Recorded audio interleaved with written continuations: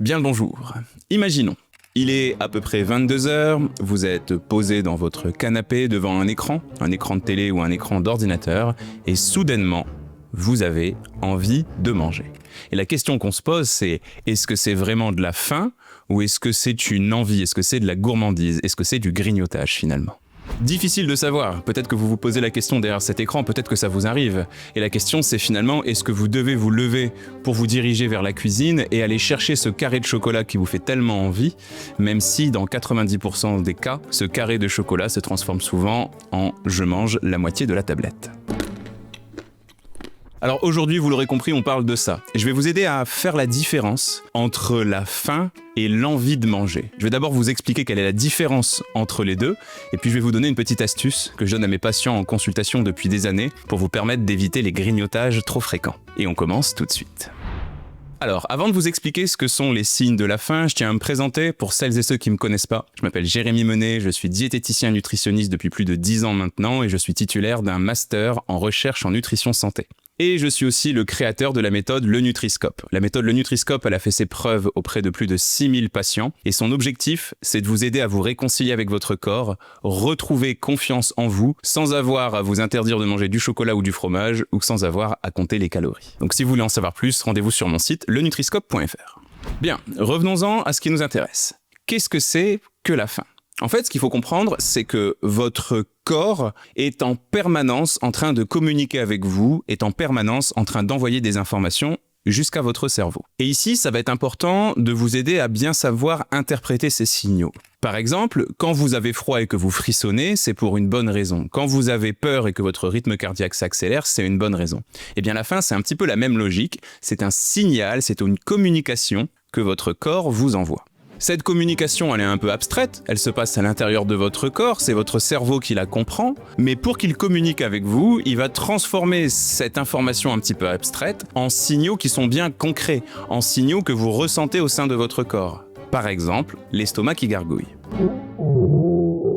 Mais en fait, ce qu'il faut comprendre, c'est que cette sensation, cette information qui correspond tout simplement au fait que vous manquiez d'énergie, elle est un petit peu abstraite d'une certaine manière, tant qu'elle est dans votre cerveau.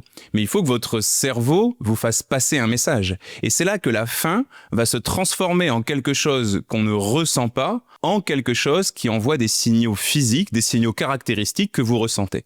Par exemple, on va avoir cette sensation de vide, de tiraillement dans l'estomac. Ou encore, on va avoir ces fameux bruits, ces espèces de petits gargouillis qu'on entend notamment dans les salles de cours et dans les bureaux vers 11h30. Et puis bien évidemment, il va aussi avoir une sensation un petit peu de somnolence, une sensation de fatigue, tout simplement une sensation de manque d'énergie. Ça, c'est complètement normal, c'est complètement classique. C'est fait par le biais d'une hormone qu'on appelle la gréline, qui est l'hormone de la faim ou l'hormone de l'appétit si vous préférez, et c'est plutôt signe de bonne santé. Il est complètement normal de ressentir les signaux de la faim vers 11h30 par exemple, si vous avez pris votre petit déjeuner à 7h du mat. C'est complètement classique. Mais sachez quand même que plus vous allez être sujet ou sujette à des stimulations extérieures, par exemple l'odeur particulière du pain quand vous passez devant une boulangerie, et plus cette sensation de faim va se décupler. Ça marche aussi si par exemple vous avez un collègue de bureau qui vient vous voir dès 10h30 pour vous demander qu'est-ce que tu veux manger ce midi. On se fait un sandwich, on mange au resto, etc. etc. Vous allez surstimuler votre organisme mine de rien et la sensation de faim va être un petit peu décuplée encore une fois.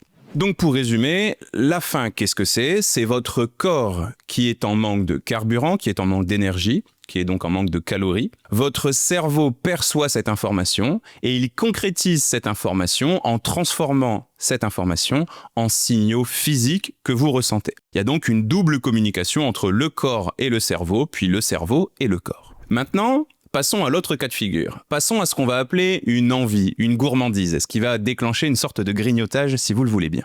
Ici, c'est complètement différent. Parce qu'en fait, la première étape de la communication n'a pas lieu. Il n'y a pas de constat dressé par votre cerveau, il n'y a pas d'information que votre cerveau reçoit.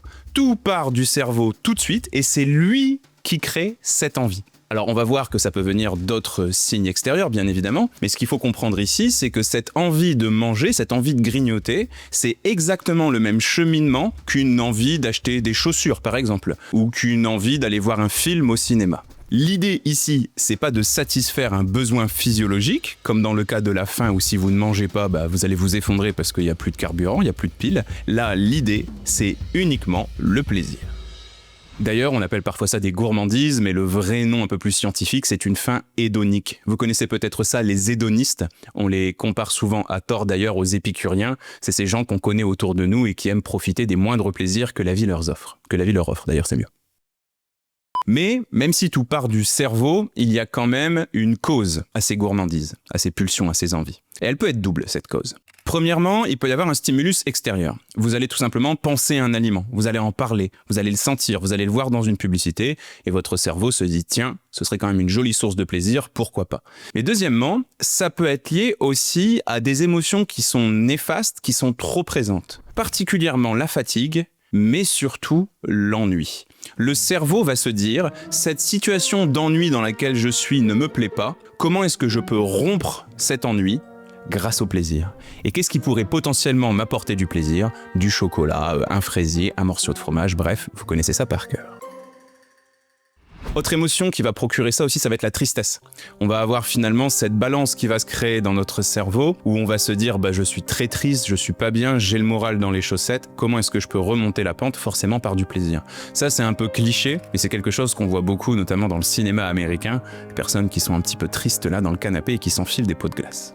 Et en fait, par rapport à ces émotions, il y a quelque chose d'un petit peu particulier et presque d'un peu injuste, je vous dirais. Comme l'étude scientifique que je vous remets juste ici l'a prouvé, notre cerveau n'est pas sensible au même type d'émotions. Et depuis tout à l'heure, si vous regardez bien, je vous parle surtout d'émotions négatives. L'ennui, la fatigue, la tristesse. Pas d'émotions positives. Mais en fait, c'est ce que cette étude a prouvé. Notre cerveau va beaucoup plus réclamer de réconfort lorsqu'il ne va pas bien qu'il ne va réclamer de récompense lorsqu'il va bien. C'est un peu paradoxal, mais finalement, c'est pas dans les moments de fête, c'est pas dans les moments d'euphorie, c'est pas forcément dans les moments de bien-être ultime qu'on va avoir ces fameuses pulsions sucrées. C'est plutôt quand on broie du noir, quand on s'ennuie, etc. D'ailleurs, il y a une autre situation plutôt négative qui se prête particulièrement à ça, c'est le stress. Le stress, c'est un peu particulier parce que non seulement on a cette situation de gourmandise où on a besoin de réconfort, mais le stress, ça fatigue. On est tout contracté, ça consomme de l'énergie. Donc on a aussi ce côté un peu physiologique où on a un besoin à satisfaire. Et finalement, quand on se sent stressé, on va beaucoup manger. Et ça, vous le connaissez peut-être que vous vivez ça au quotidien. Maintenant que ces deux principes sont plutôt clairs, comment on fait ? Comment est-ce qu'on fait au quotidien pour éviter les grignotages et pour réussir à interpréter de façon un petit peu plus juste les messages que notre cerveau nous envoie? Alors premièrement, je vous l'ai dit, posez-vous la question, est-ce que ce que je ressens tout de suite et qui me pousse à aller vers le placard de la cuisine est un signal physique ou est une sensation psychologique? Est-ce que mon ventre gargouille? Est-ce que je me sens faible? Est-ce que je frissonne peut-être un tout petit peu? Est-ce que j'ai du mal à me concentrer? Si on pousse les choses vraiment très loin, est-ce que j'ai les jambes qui tremblent? Est-ce que l'arrière de la nuque transpire un tout petit peu? Est-ce que j'ai un début de mal de tête? Là, j'ai vraiment poussé le truc très très loin. Tous les signes que je vous décris ici sont ce qu'on appelle les signes de l'hypoglycémie. Les signes que notre corps nous envoie pour nous dire « j'ai plus de sucre dans le sang, j'ai plus de carburant, il faut que tu manges ». Si la réponse est non, et si c'est uniquement un combat dans votre tête, il y a des grandes chances que vous n'ayez pas vraiment faim, mais que ce soit plutôt une gourmandise.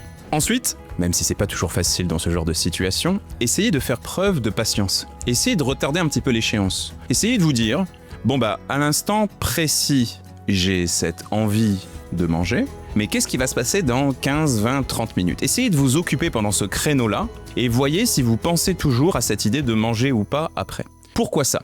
Parce que si vous avez vraiment faim, plus le temps va passer, même si vous êtes inactif ou inactive, moins vous aurez de carburant dans votre sang. Donc plus la faim va être importante. On a davantage faim à midi qu'on a faim à 11h30 qu'on a faim à 11h, c'est logique. C'est comme une voiture qui a de moins en moins de carburant et pour laquelle ça devient de plus en plus pressant de s'arrêter à la station-service.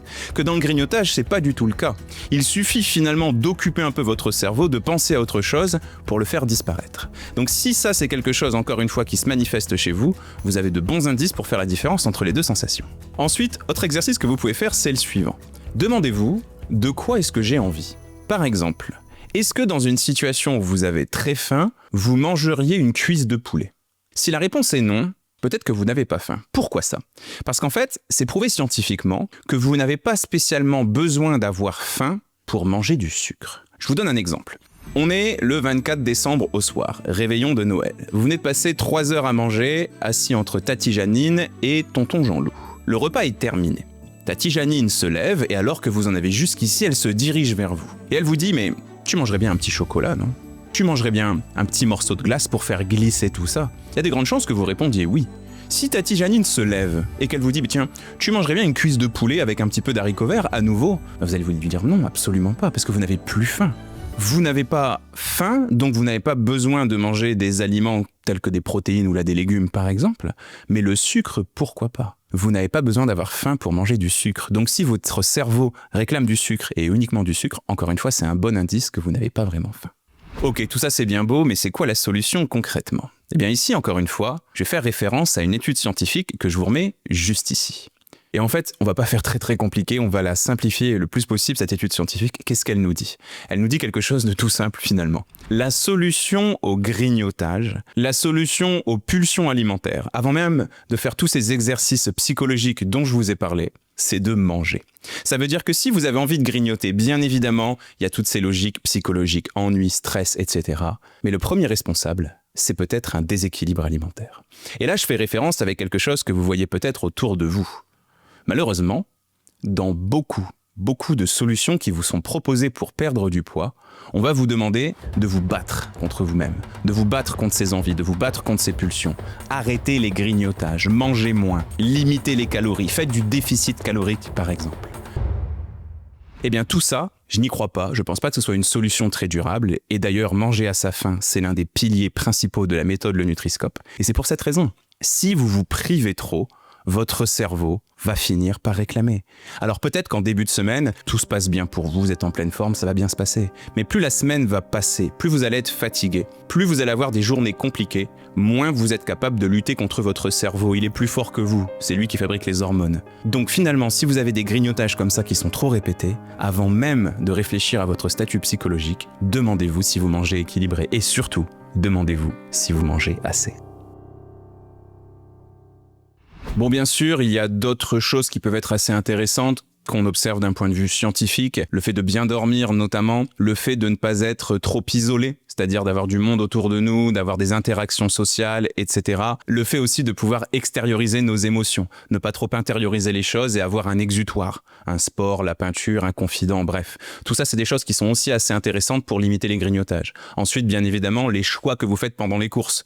S'il n'y a rien à grignoter, forcément, ça va être beaucoup plus facile. Nous, on a le cas à la maison où finalement, je crois que l'aliment le plus gourmand qu'on doit avoir, c'est du chocolat noir 99% et des amandes. Je peux vous assurer que quand je tarde un tout petit peu, que je veille un tout petit peu, ça peut m'arriver d'avoir envie de grignoter. Nutritionniste ou pas, je reste humain. Je monte dans la cuisine et il n'y a absolument rien à grignoter, donc le problème est très vite réglé.